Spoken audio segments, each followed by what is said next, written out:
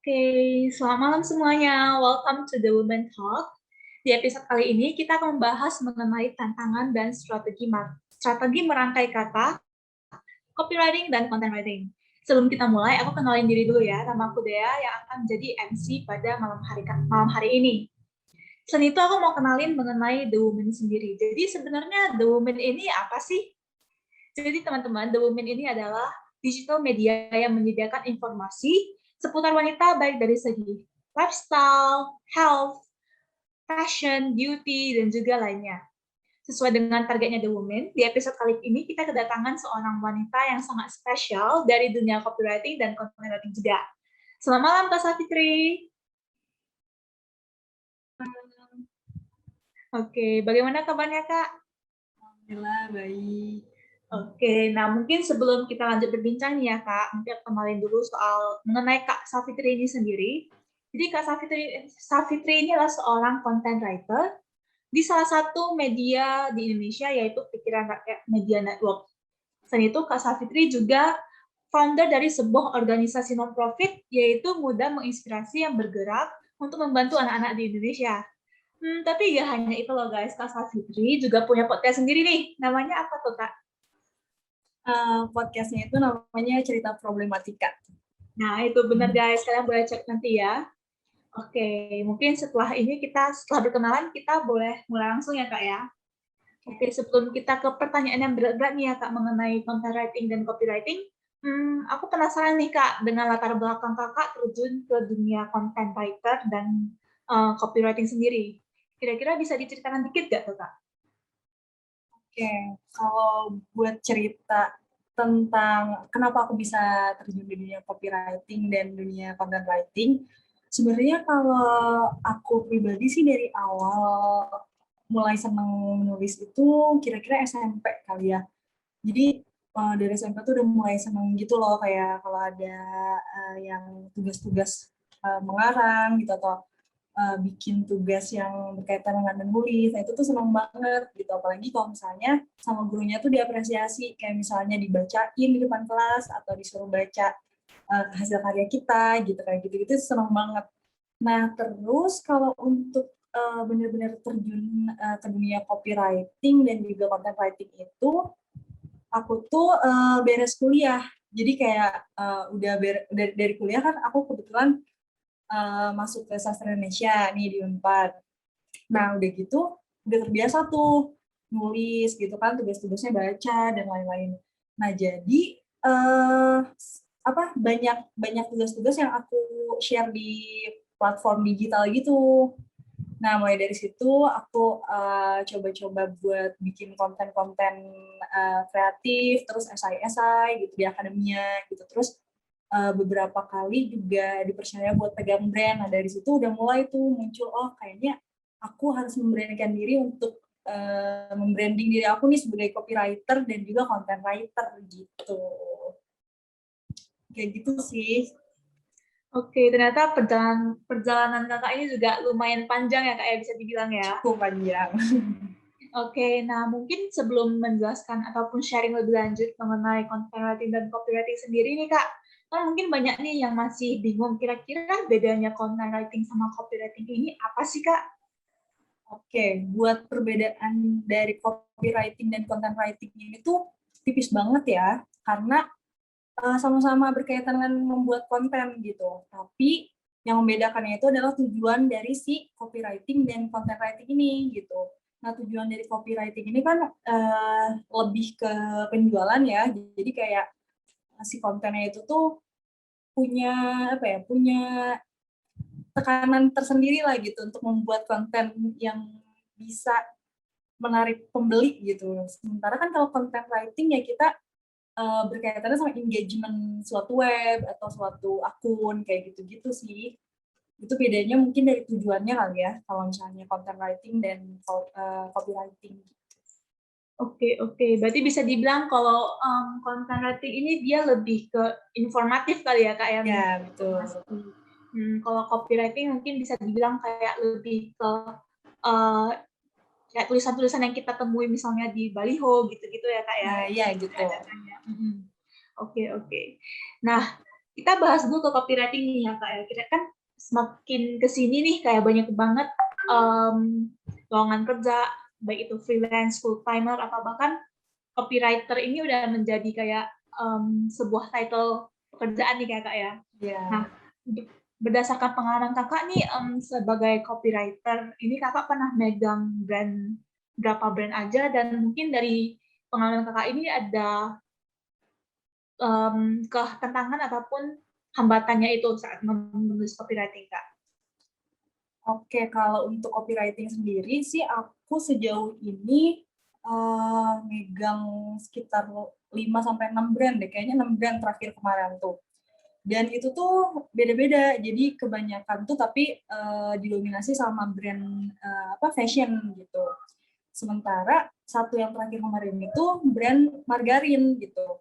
Nah, jadi kan kalau ditanya tadi apa namanya tantangannya, itu tuh tantangannya pertama ya kita harus mengikuti kemauan klien gitu. Jadi harus terus-terusan tektokan dan brainstorming sama mereka gitu. Terus juga apa ya? Biasanya tuh sistem sistem kerjanya tuh beda-beda. Itu sih kita harus menyesuaikan sama sistem kerja yang dikasih sama klien gitu. Karena kan biasanya copywriter itu sekarang nih banyaknya bekerja sama digital agency. Jadi digital agency kan beda-beda nih sistem kerjanya. Ada yang kontennya langsung dikasih gitu, kita tinggal mikirin kopinya gitu. Ada juga yang kita tuh disuruh bikin juga image kopinya. Itu kan double tuh kerjanya. Nah itu sih emang harus lebih ngerti juga gitu mau klien tuh kayak gimana. Dan juga kesulitan yang aku rasain sih selama jadi copywriter itu salah satu yang paling cukup sulit itu adalah untuk mendalami si brand itu. Jadi kita kan harus tahu banget nih brand ini tuh apa gitu, sampai profilnya kayak gimana, terus apa yang mereka jual tuh kita harus benar-benar paham gitu. Sementara kan produk mereka kalau fashion nih banyak nih kan, jadi harus detail-detail bajunya aja tuh kita harus tahu gitu. USP-nya kita harus tahu, unique selling produknya. Oke, berarti kalau misalnya disimpulin bisa dibilang nggak Kak, kalau sebagai copywriter ini dia juga harus punya, bisa dibilang, wawasan lebih ya kayaknya ya. Ya, Selain benar. mengenai menulis, mungkin harus ada wawasan lebih kalau dunia fashion. Mungkin dia juga harus tahu kayak trennya gimana, gitu, Ya, apa ya. ya gitu banget. Oke, ini tadi Kakak bilang agak susah nih untuk mengetahui gimana kliennya kita ini maunya kayak gimana untuk kata-kata copywriting-nya sendiri. Nah, kira-kira tips and trick Kakak supaya hasil Kakak ini bisa diterima dengan cepat, mungkin ya, lebih cepat, ataupun bisa diterima dan juga memberikan kepuasan terhadap pelanggan ini gimana tuh, Kak? Kalau aku pribadi sih caranya ya, yang pasti harus tektokan terus sama si klien. Terus dalam menulis kopinya sendiri, kita tuh harus ngerti nih konteks yang diminta sama klien itu apa, konteks yang mau disampaikan dari si produk ini itu apa untuk membaca gitu, untuk calon pembeli.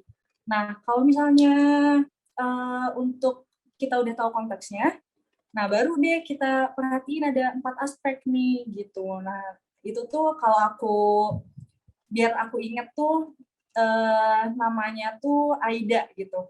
Si istilahnya itu AIDA. Nah, AIDA ini tuh adalah uh, empat dasar sih kalau kata aku ya, karena langkah-langkah dari menulis copywriting itu ini penting sih menurut aku. Nah, yang pertama itu adalah attention. Jadi kita tuh sebelum sebelum mau menjaring pembaca, kita kan harus menjaring dulu atensi mereka kan, gitu, perhatian mereka. Nah, jadi kita pakai nih attention mereka gitu. Dengan cara apa? Dengan cara membuat judul yang menarik gitu, dengan image yang menarik juga gitu. Nah, kalau image itu kan harus tektokan juga sama orang desain gitu. Nah, makanya biasanya copywriter ini bekerja sama orang desain gitu. Nah, kalau udah dapat atensi dari orang-orang, Nah, selanjutnya itu adalah interest. Setelah udah dapet nih, udah orang-orang tuh udah pay attention sama tulisan kita. Langkah selanjutnya itu tentu aja kita bikin kayak mereka tuh membaca tulisan kita tuh kayak sadar gitu kalau mereka tuh punya masalah yang besar gitu, kayak punya, iya aku tuh punya masalah yang harus diselesaikan nih gitu dari si kopi itu tuh. Nah setelah mereka sadar nih akan kebutuhan mereka, akan masalah mereka yang besar itu, baru deh kita kasih desire, buat desire-nya tuh muncul dari si pembaca. Dengan cara apa? Dengan cara kita tuh bikin sadar kalau mereka tuh bisa dapetin solusi dari produk yang bakal kita jual gitu. Nah setelah mereka udah yakin nih, ingin banget nih sama produk ini, baru deh action. Nah makanya action ini tuh adalah langkah terakhir yang sangat berpengaruh ya untuk jadi nggak nih si orang ini tuh beli gitu. Makanya ada istilah call to action. Jadi si call to action itu bisa berupa, kalau misalnya di YouTube ada kan tuh tombol subscribe tuh. Nah itu tuh call to action-nya. Jadi kayak YouTubers kan biasanya bilang, jangan lupa ya comment, like, and subscribe. Tekan tombol di bawah ini. Nah itu tuh call to action-nya tekan tombol gitu. Atau berupa email misalnya, atau nomor telepon yang untuk dihubungi, atau langsung ditujukan ke e-commerce gitu, link kayak gitu, itu call to action-nya bisa berupa itu gitu. Kayak gitu. Oke, berarti itu ada AIDA ya Kak yang bisa Ya, dibilang Aida. basic dari copywriting. Oke. Nah, tadi Kakak ada sempat mengungkit soal call to action ya Kak. Kalau misalnya menurutku call to action ini lebih ke terkesan sangat iklan sekali gini ya Kak, bisa bilang kayak hard selling gitu. Nah, tapi kalau misalnya kadang mungkin Kakak bisa koreksi aku nanti ya, tapi kayak sekarang ini mungkin soft selling lebih bisa masuk kali ya, kata orang-orang juga kayak kalau kita soft selling lebih kena ke ke emosi mereka gitu. Jadi kayak mereka lebih mau untuk beli. Nah, kira-kira ada nggak cara Kakak untuk kayak buat copywriting yang lebih soft selling gitu? Oke. Aku setuju banget sama Mbaknya ya, karena emang benar banget.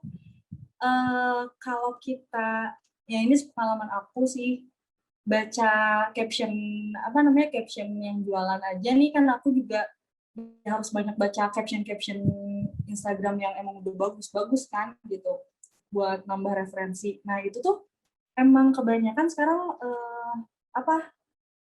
lebih ke storytelling ya mereka tuh gitu, menyampaikan apa yang ingin mereka sampaikan dan mereka jual gitu, daripada dijual cepat bla bla bla bla bla. Nah itu bisa aja, tapi biasanya dipakai kalau misalnya si toko itu tuh butuh buat konten flash sale gitu, kayak di Shopee kan cuma 3 jam tuh misalnya.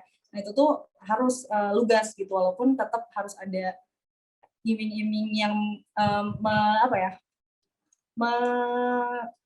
menarik perhatian mereka tuh dengan cara mengorek emosi mereka gitu, untuk buat menjalin kedekatan antara si toko dengan pembacanya gitu. Nah untuk storytelling sendiri nih, tadi kan udah dijelasin tuh AIDA ini kan, udah disinggung juga mengenai AIDA.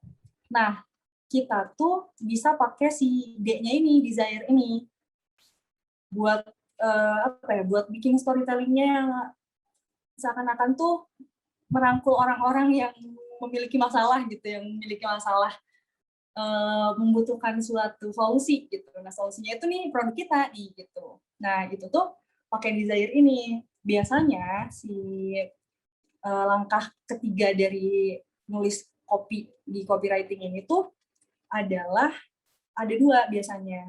Ngasih benefits, ngasih tahu nih kalau produk ini tuh benefitsnya bla bla bla bla bla bla. Dan yang kedua itu adalah mengorek nih, memancing emosi negatif si pembaca gitu. Kayak misalnya kalau ngasih benefit kan udah jelas ya, kayak misalnya contohnya kemarin aku megang produk margarin. Nah, kalau ngasih benefit langsung kan bisa langsung kayak, margarin ini tuh mengandung omega 3 dan 6 dan bla bla bla bla bla bla bla. Sementara kalau misalnya kita ingin lebih connect sama si pembaca, itu tuh bisa pancing emosi negatif mereka dengan kayak misalnya yang bersinggungan dengan margarin itu kan misalnya penyakit jantung nih, atau lemak trans yang bisa menyebabkan penyakit jantung gitu kan, memicu penyakit jantung. Nah itu tuh kita gali tuh di awal kalimat tuh, di awal-awal kita bikin pop itu kita pancing tuh emosinya dengan cara kayak misalnya bahayanya penyakit jantung ini bla bla bla bla bla gitu. Terus yang menyebabkan penyakit jantung ini adalah lemak trans yang ternyata bisa terdapat di dalam margarin gitu kan. Nah, tapi setelah kita udah pancing emosi negatif mereka, tentu kita harus kasih solusi.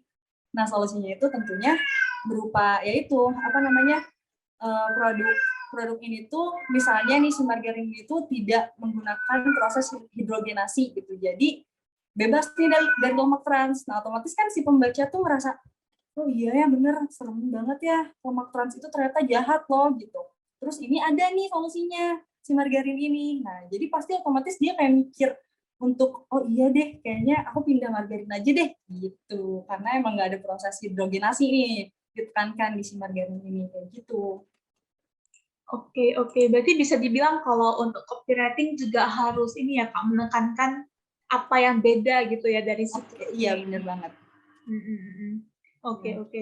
Kalau misalnya menurut kakak, tadi kakak ada bilang kalau kakak lebih merambah, ya bisa dibilang kayak brandnya itu lebih banyak di fashionnya, kayak Ya. kira-kira selama khusus untuk copywriting kayak baju-baju gitu kan bisa dibilang kok baju agak susah mungkin mencari yang uniknya, mungkin paling paling cuma mungkin desainnya aja yang beda gitu kan. Jadi kira-kira biasa kakak pakai trik apa gitu untuk kayak buat copywriting khusus untuk si baju ataupun fashion ini? Oke, kalau untuk triknya sendiri sih kalau misalnya bikin caption buat baju-baju ini ya, tergantung juga si yang jual baju ini kan beda-beda nih pasarnya. Ada yang pasarnya buat baju ibu-ibu, tuh kan ada yang baju remaja gitu. Nah, kita harus kenal dulu nih sama pasar si toko ini tuh kayak gimana gitu. Kalau misalnya ibu-ibu ya bahasanya pakai ibu-ibu atau bun gitu. Itu biasanya lebih membuat si ibu-ibu tuh lebih biasanya ibu-ibu lebih atraktif kan. Terus mereka kalau misalnya ada konten-konten atraktif nih, mereka pasti biasanya tuh terpancing gitu. Nah, tips and triknya itu adalah ya gitu, kayak pancing ibu-ibu atau si si target pasarnya ini dengan cara memberikan apa yang mereka sedang sedang ingin-inginkan gitu. Kayak misalnya ibu-ibu lagi pengen baju kotak-kotak. Nah, baru kita kopinya itu kita susun sedemikian rupa membuat ibu-ibu tuh mikir kalau kotak-kotak tuh keren loh, baju kotak-kotak tuh emang keren gitu Bu gitu. Jadi mereka oh iya sih keren banget gitu pakai baju kotak-kotak tuh. Nah, terus ya dikasih dikasih pembuktian nih kalau misalnya artis, kita cari juga referensi artis-artis yang bisa dibilang mereka tahu lah. Biasanya banyak ibu-ibu yang ada kan beberapa artis yang mereka tuh interest sama artis itu gitu kan, misalnya biasanya ibu sukanya sama Ashanti. Nah, kita cari nih Ashanti pakai baju kotak-kotak nih, terus kita sebutin di kopinya itu, dan kita minta tolong nih ke orang desainnya gimana caranya biar nyambung nih si kopi sama si kontennya. Itu biasanya sih tips and triknya. Oke, oke. Berarti agak menarik ya Kak ya, kalau memang berarti untuk copywriting sendiri memang harus work together sama desain ya. Ya. Oke, oke, oke. Nah, mungkin untuk copywriting mungkin sampai situ dulu Kak. Kita membahas selanjutnya ke content writing sendiri. Nah, berhubung Kakak juga menjadi reporter nih di salah satu media di Indonesia. Nah, itu Kakak kalau nggak salah udah publish around 125 artikel ya Kak ya. Ya boleh berikan mungkin caranya gimana sih Kak supaya Kakak itu bisa konsisten banget nulisnya itu sampai menghasilkan ratusan artikel gitu. Oke, buat konsisten sendiri ya. Sebenarnya tuh kalau di portal aku sih yang sekarang itu tuh diwajibkan 10 artikel per hari. Jadi sebenarnya udah lebih sih kalau kalau dihitung dari pertama itu tuh sebenarnya ya. Cuman ya gitu, kadang ada saat-saat aduh nggak ada berita yang menarik nih gitu. Atau beritanya udah diambil semua sama teman-teman penulis yang lain gitu. Kadang-kadang itu sih yang ada aduh bingung gitu. Dan biasanya tuh kalau 10 artikel itu nggak kecapai kan otomatis besoknya nih harus banyak nih. Harus dibayar tuh si 10 artikel ini sisanya gitu. Nah, jadi buat bikin konsisten ya palingan memaksakan diri sih. Jadi harus nulis terus, baca apa konten-konten teman-teman yang bagus-bagus, baru deh ada lagi nih inspirasi kayak gitu. Oke, oke. Kalau gitu mungkin pertanyaan selanjutnya lebih ke selama kakak jadi content writing ini, gimana cara kakak itu dari mungkin tahap brainstorming sampai dengan pembuatan itu ada cara tersendiri gak kak? Versinya kakak gitu. Kalau untuk apa ya, untuk menulis sendiri itu yang pasti tuh selalu sih aku tekankan untuk tahu konteks apa yang mau kita tulis gitu, karena biasanya kadang orang nulis nih, nulis tapi nggak tahu gitu si tulisan itu dibawa ke arah mana gitu, konteksnya tuh apa sih sebenarnya gitu. Kadang jadinya ya tulisannya nggak terlalu menarik gitu. Terus kayak orang jadi malas bacanya kan, kayak misalnya kok maksud yang dia apa namanya dia cantumkan di atas judul itu, misalnya dia cara nulis judulnya misalnya tidak sesuai dengan isi dari si judul itu, walaupun sebenarnya ceritanya apa ya, ceritanya itu mengarah ke judul itu tapi konteksnya tuh beda gitu, melenceng. Nah itu kadang bikin males baca. Nah jadi yang pertama aku perhatikan itu pasti konteksnya dulu nih, apa yang mau aku sampaikan. Terus research ini apakah kalau untuk berita ya, ini apakah hoax atau bukan gitu. Terus dicarilah tuh di akun-akun resminya si entah itu berita infotainment atau berita apa namanya nasional kayak gitu-gitu, berita luar negeri harus dicek cek dulu gitu istilahnya. Baru deh kita nulis artikelnya gitu. Sejauh ini kayak gitu sih. Oke kak, ini cukup menarik sih. Tadi kakak ada bilang untuk berita, untuk artikel berita nih ya kak ya kan. Kalau misalnya ini, kalau aku sendiri kalau misalnya lagi nyari berita, misalnya masukin keywords-nya itu biasanya muncul banyak banget hasil kan ya kak ya. Tapi kayak itu konten-kontennya itu agak-agak mirip nih kak. Nah, jadi kira-kira dari kakak sendiri gimana nih supaya kayak memberikan konten ataupun informasi yang sebenarnya yang agak unik lah daripada ataupun yang agak berbeda nih sama yang udah rame gitu yang ditulis sama orang. Oke, kalau menyinggung soal tadi kan mencari di Google ya, search engine gitu. Jadi kita juga dikasih pembekalan kalau misalnya nulis judul ini harus apa ya, harus tahu SEO-nya gitu. Jadi selain harus si judulnya ini menohok gitu ya, jadi membuat orang apa sih nih gitu kayak gitu. Kita juga harus memperhatikan SEO-nya karena berpengaruh banget kan SEO dengan apa namanya istilahnya berita kita tuh ada di letaknya di mana gitu. Karena untuk jadi top stories di Google itu kan sangat susah ya. Berkaitan juga sama SEO dan juga si kredibilitas si apa namanya si portalnya itu gitu. Jadi itu sebenarnya mempengaruhi gitu. Nah terus untuk tadi banyak berita yang sama, ya itu memang di media sih seperti itu, Kak. Jadi kayak kalau misalnya ada berita, misalnya kemarin Aurel keguguran tuh, nah semuanya kan membahas tentang Aurel keguguran. Nah tapi kita sebagai content writer nih harus cari, harus jeli, cari apa namanya angle yang lain gitu dari si keguguran ini tuh apa sih gitu. Sementara kan orang-orang bahas keguguran Aurel, bla bla bla bla bla. Nah, kita cari angle lain, siapa tahu ada angle lain ya kita cari bahan-bahannya di YouTube atau di yang pasti YouTube-nya emang udah terpercaya gitu ya, dan juga akun si selebritinya itu sendiri gitu. Kayak misalnya nih ada komentar-komentar netizen yang nggak enak gitu. Nah, itu bisa sebenarnya bisa dijadiin konten gitu. Misalnya Aurel keguguran dijadikan web series kan kemarin gitu. terus memancing emosi netizen. Nah, itu bisa dijadiin konten. Nah, kemarin juga kayak gitu. Jadi cari angle lain yang emang mungkin belum terpikirkan oleh penulis lain, nah kita cepet-cepetan gitu nulis beritanya gitu.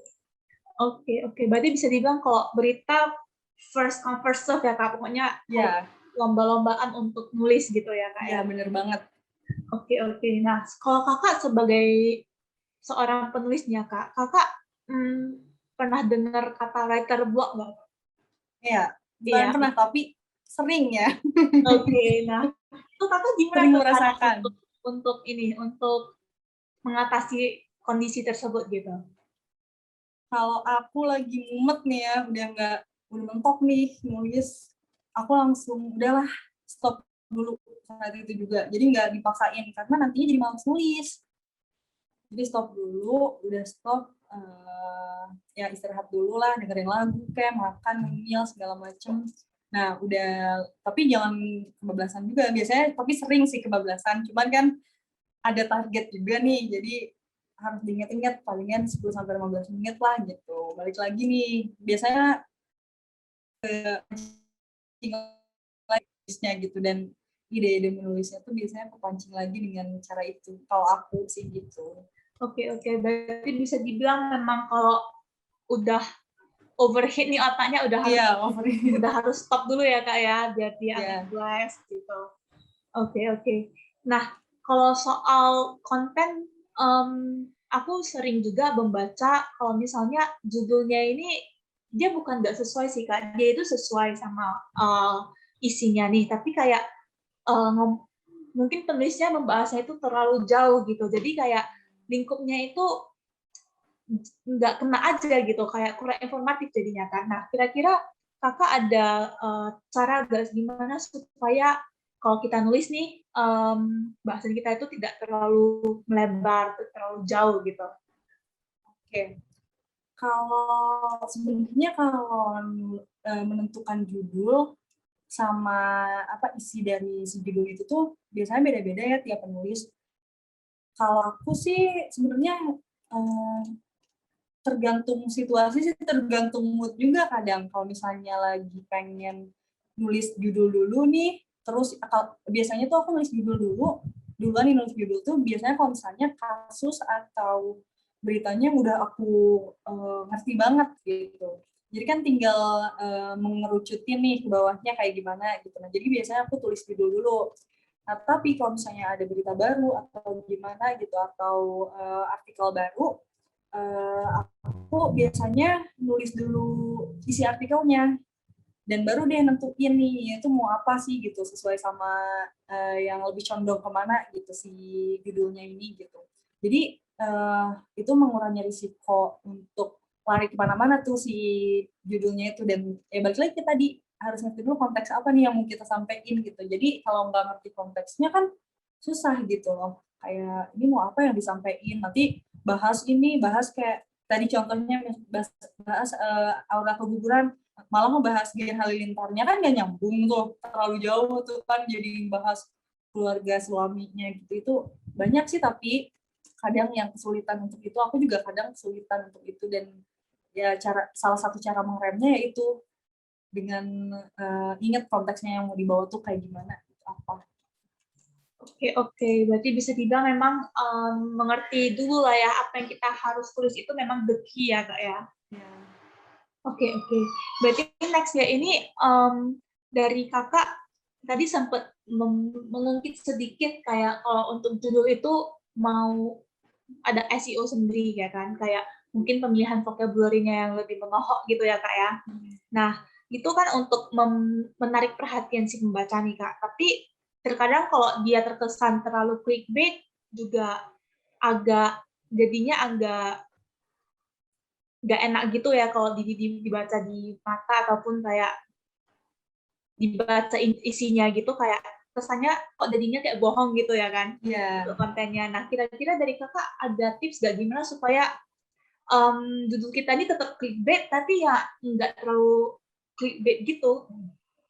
Oke. Kalau aku pribadi sih mengurangi risiko untuk clickbait itu yang berlebihan itu, ya tadi dengan cara ngambil dari misalnya salah satu artis, biasanya kan aku bikin cerita tentang entertainment ya, karena portal aku juga kebetulan melahap semua berita, tapi spesialisasinya ke entertainment gitu. Nah, untuk entertainment sendiri ini kan apa ya, ringkih sebenarnya si entertainment ini tuh karena berkaitan dengan somasi dari artis-artis lah, kalau salah ngomong gitu kan salah kita bikin judul. Nah, banyak juga kan kejadian yang clickbait gitu dan berujung kena somasi dari artis yang bersangkutan gitu. Nah, jadi kalau di portal aku sendiri itu tuh strict banget lah untuk konten-konten yang memang sensitif gitu. Jadi kalau aku pribadi dapat dari senior-senior juga, itu tuh dikasih tahu kalau misalnya artisnya ngomong, ada omongan artis yang emang eh, ya menohok tadi gitu. Nah itu tuh diambil. Kayak misalnya kemarin-kemarin aku bikin berita tentang Ashanty sama Anang Hermansyah gitu kan. Ashanty padahal cuma ngepost foto doang sama Anang Hermansyah sama suaminya gitu kan ya. Nah dia tuh cuma ngasih tahu di captionnya kalau suaminya ini tuh ternyata orangnya tuh manja gitu. Dan dia tuh ada mention kalau misalnya manjanya si suaminya ini kalau nggak diturutin tuh ngambek. Nah itu kan menarik tuh. Nah kita harus pinter. Oh ini menarik dijadiin judul, bisa dijadiin judul. Nah kemarin tuh aku bikin judulnya tuh Ashanty bongkar sifat asli Anang Hermansyah. Kan kesannya kayak sifat apa nih gitu yang dibongkar gitu kan. Jadi kata pemilihan kata tuh ngaruh banget gitu. Jadi kenapa harus pilih daripada ungkap? Kalau ungkap kan kayak ya udah biasa gitu ya. Kalau bongkar kan ada sesuatu yang sebenarnya tuh belum diketahui banyak orang gitu. Nah jadi ya, pemilihan kata, terus juga ya kalau buat menarik pembaca ya kita bisa pakai si kalimat yang potongan kalimat si Ashanty ini gitu. Ternyata Anang Hermansyah suami yang manja, terus ya dia kalau nggak diturutin marah gitu. Nah itu kan masa sih Anang Hermansyah gitu, masa istrinya ngebongkar sifat asli Anang Hermansyah kayak gitu. Jadi untuk mengurangi resiko untuk clickbait ya palingan kita cari dulu gitu sih dari omongan dari sumber yang mau kita beritain gitu, biasanya gitu sih. Oke. Ini cukup menarik sih ya, Kak. Tapi mungkin about content writing dari aku mungkin segitu. Tapi aku lebih tertarik nih, Kak, dengan mungkin Kakak yang nulis esai ini. Nah, ini kalau dibilang esai kan ketika kita mungkin, apalagi mungkin pas kuliah atau di sekolah, kalau dengar kata esai ini, tugas esai kayak, aduh pasti udah males banget nih kerjainnya nih kan. Tapi di kakak ini beda gitu, kayak kakak suka nulis esai. Kira-kira itu kenapa tuh, Kak? Kalau aku sih nggak tahu ya, aku tuh suka banget ngebahas hal-hal yang cukup menjadi polemik gitu, kayak sampai sekarang aja tuh masih jadi polemik. Salah satunya tuh adalah soal kesetaraan gender gitu. Nah itu tuh aku suka banget karena mungkin di fakultas aku juga itu terbuka banget ya untuk membahas soal itu gitu. Kayak aku tuh sangat cinta banget sama Simone de Beauvoir gitu tuh, maksudnya buku dia aja tuh aku sampai bisa baca berkali-kali walaupun masih apa sih ini gitu tentang feminisme dan segala macem. Nah sebenarnya kalau kata dosen aku sih feminisme itu ya udah biarin aja gitu, karena akan terus seperti itu. Ya gimana kita membuat si kata yang dianggap menyenangkan itu tuh jadi kayak menyenangkan aja. Ya aku tuh menuangkannya dengan membuat esai kayak gitu. Dan kebetulan juga kan aku sempat kemarin tuh skripsi itu tentang representasi kecantikan tuh. Jadi sisa-sisa dari ilmu-ilmu kemarin yang dapat dari skripsi itu aku tuangin lagi di esai gitu. Jadi makinlah aku kepo lah gitu. Gimana sih ini representasi kecantikan kok bisa gitu, ternyata ada Barbie culture dan segala macem. Nah itu tuh aku cari tahu lagi, ngobrol lagi sama temen, ngobrol sama dosen, kayak gitu-gitu. Itu tuh menyenangkan sih kalau menurut aku ya. Dan ya kalau ada apa ya, ada kesempatan sih aku pengennya lanjutin ke sekolah yang lebih jenjang yang lebih tinggi gitu. Cuman sekarang masih ngumpul-ngumpulin dulu lah gitu ya. Jadi mungkin menulis esai itu adalah pelarian aku akan haus tugas-tugas dari dosen kali ya. Jadi kayak ngapain nih yang udah bikin esai gitu. Kadang gitu sih. Oke, Nulis berarti Kak esai. Safitri ini agak beda ya.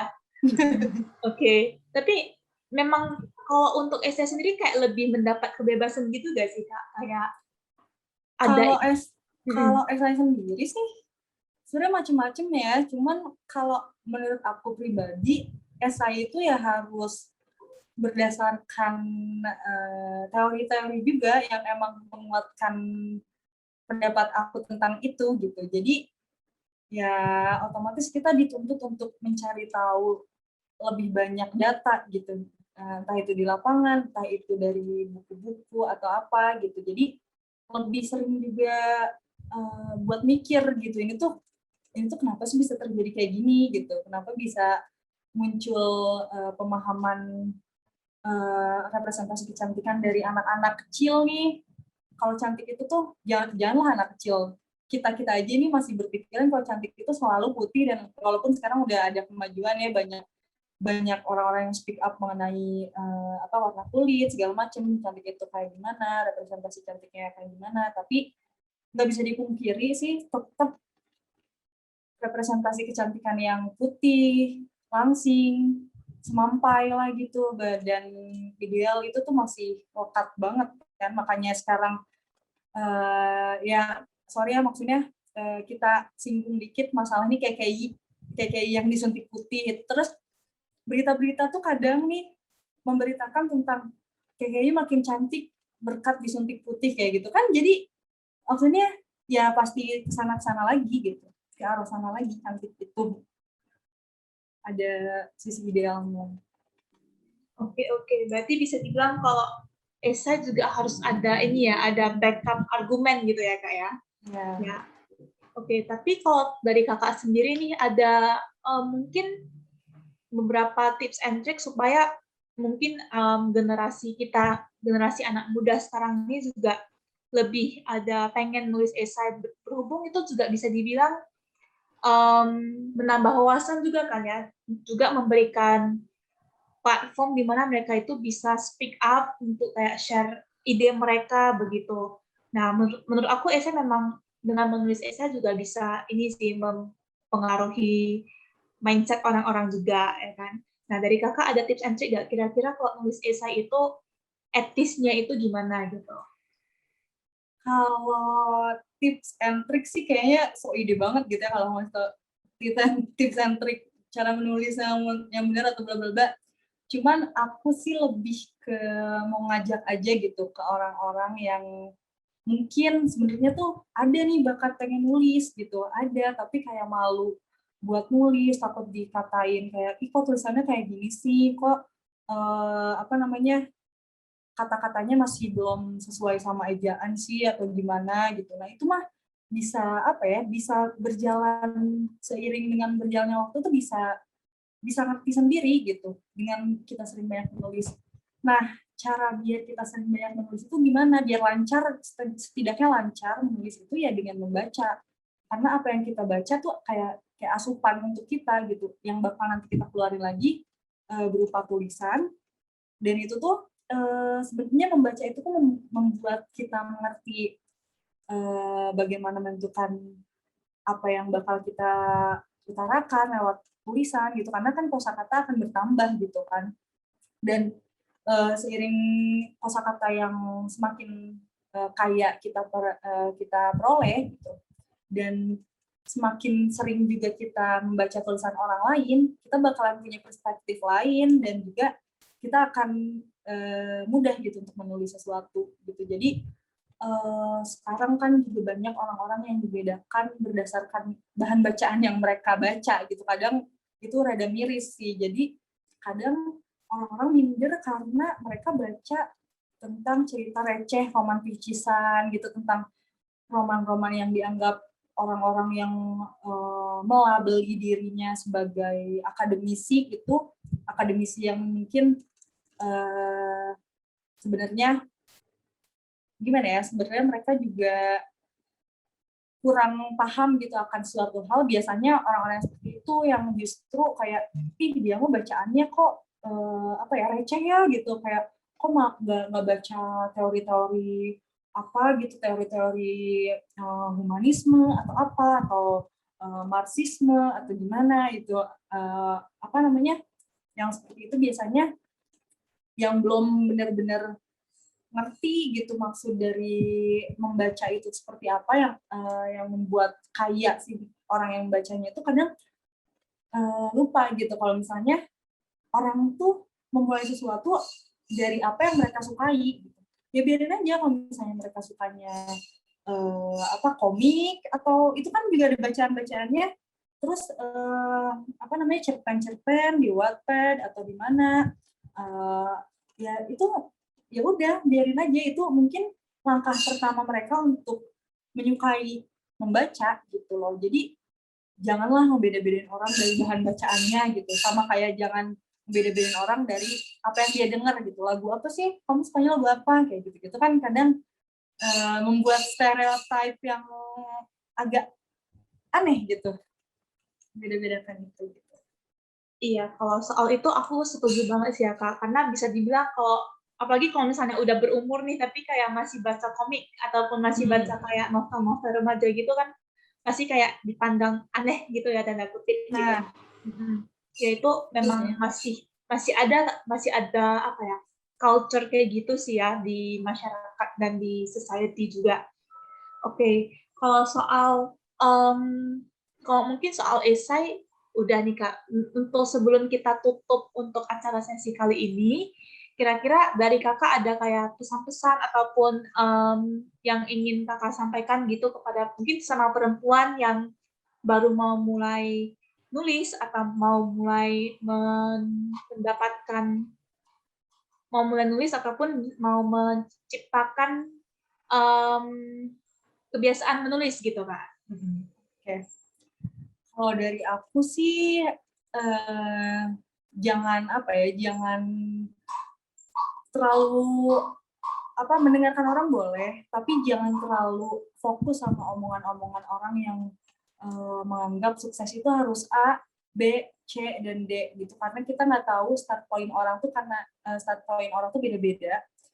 Dan ya kita teguh aja sama pendirian kita. Kalau misalnya kita merasa hati kita tuh yakin nih dengan kita membuat karya ini, dengan kita menulis, kita bisa kok jadi seseorang gitu, atau hidup dari menulis itu bisa banget gitu. Jadi yang kata aku apa namanya, aku sebenarnya ngutip dari dosen aku bilang, jadilah ikan besar di kolam yang kecil daripada ikan kecil yang di lautan. Karena kalau ikan kecil di lautan ya banyak, malah di lautan tuh ada hiu, ada segala macam, ada ada segala macam jenis tumbuhan laut aja tuh ada hidup di situ. Tapi kalau kolam kecil kita menjadikan yang besar, otomatis kita menjadi dilihat kan, lebih mudah dilihat orang-orang.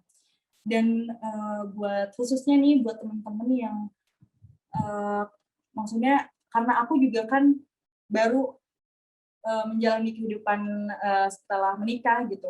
Sering dianggap orang-orang kalau perempuan yang menikah itu ya karirnya itu hanya sampai situ gitu, kayak nggak bisa melanjutkan apa yang mereka inginkan gitu, apa yang mereka capai. Sebenarnya enggak, karena pinter-pinter kita aja, kita harus manage waktu, dan kita juga harus ngobrol sama pasangan kita kalau kita tuh punya passion di sini loh, tolong di ini ya, di support ya. Dan beruntungnya aku punya orang yang suportif, jadi aku merasa ya passion aku bakalan terus berkembang, bahkan selalu percaya kalau misalnya satu waktu aku bisa menjadi seseorang dari menulis konten ini gitu, dari menulis, dari segala macam, dan itu yang aku tanamin di diri aku. Jadi jangan ragu untuk menanamkan di diri kita kalau misalnya kita tuh nggak harus kayak yang orang lain pikirin dan yang orang lain orientasikan tentang kesuksesan kita gitu. Jadi jalan aja lurus, selama itu memang masih bisa diupayakan, ya upayakan. Kayak gitu sih. Oke. Nah, berarti bisa dibilang memang kita harus ini ya, harus mencoba untuk buat something, meskipun something yang special ataupun yang apa, meskipun untuk small audience itu nggak masalah gitu ya Kak. Bisa dibilang we aim small Masalah. first, start small, kemudian yang penting konsisten, kemudian ya kita boleh dengan demikian kita bisa do something bigger gitu ya, termasuk in writing itself. Oke, mungkin untuk malam ini sampai segini dulu Kak. Terima kasih Kak udah mau sharing inspirasi-inspirasinya itu cukup unik, banyak hal-hal baru juga yang aku ketahui ya mengenai copywriting especially dan juga untuk content writing dan tadi ada membahas writer's block dan yang lain-lain. Nah, terima kasih Kak Sapitri sekali lagi. Untuk teman-teman jangan lupa nanti cek sosial media yang Kak Sapitri dan juga tadi ada podcastnya Kak Sapitri yaitu cerita problematika dan juga ada organisasi non-profit yaitu mudah menginspirasi ya Kak ya. Ya, Oke. dan aku juga mau berterima kasih banget sama Duomin. Ini tuh aku benar-benar senang banget karena ada platform yang membuat apa ya, perempuan tuh merasa dirinya ada, dan juga aku sangat sangat sangat mendukung kalau ada gerakan-gerakan tentang perempuan yang kayak gini. Sumpah ini keren banget. Jadi semoga Duomin ini bisa menjadi media yang besar, yang bisa terus menebar kebaikan dan menebar rasa percaya diri gitu buat semua perempuan di Indonesia. Oke, ya terima kasih sekali ya Kak ya. Oke, mungkin sekian untuk malam ini. Terima kasih semuanya. Sampai jumpa di The Women Talk selanjutnya. Terima kasih. Bye-bye. Bye.